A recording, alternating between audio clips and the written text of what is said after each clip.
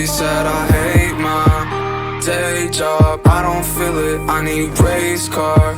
Top down to match my ceiling, I don't have none. Dollar billies, one time. She said